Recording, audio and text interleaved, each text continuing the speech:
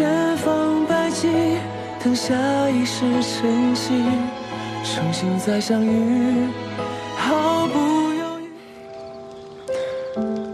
1000年前，我苏醒于北海，全然忘了自己是谁，全身上下除了一个手链，一无所有。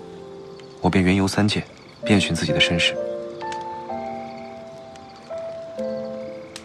你和你的手链，是我能找到唯一的线索。所以我想跟你一起去寻找博轩上君，也许他知道我是谁。方才在擎天柱谢谢你，妖族结界和树藤妖之围也谢了。博轩是我青池宫之人，他待我如亲妹妹一般。1万年前，他说他要出去历练渡神劫，然后就再也没有回来了。我去瞭望山就是为了寻博轩，可那竹屋里早已没有人住了，只有这把扇子。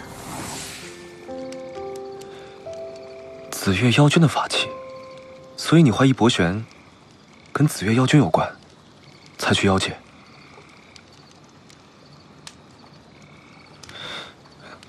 怎么了？身形倒是有些与博轩相似，性情却大不相同。没听说过呀？博轩难道1万年前在青池宫有相好的女君？你若是他儿子，你便应该叫我一声姑姑。或许你是他兄弟？或许你跟他是比较亲近之人吧。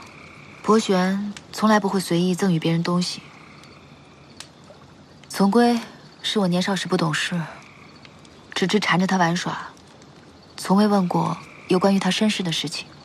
我若那时上一点心，眼下也不会这么毫无头绪。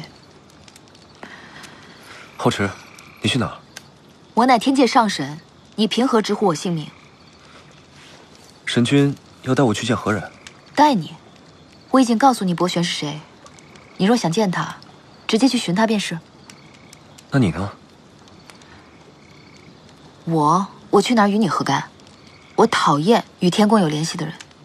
那是天帝所册封，我不是天宫之人。你戏弄过我，也帮过我。现在我已经把博轩的事情全都告诉你了，我们俩就算两清了。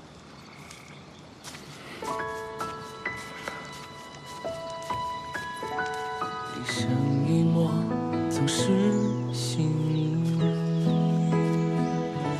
直到遇见你，前方百计，等下一世晨曦，诚心再相遇，毫不犹豫，银河里陪你去远行，听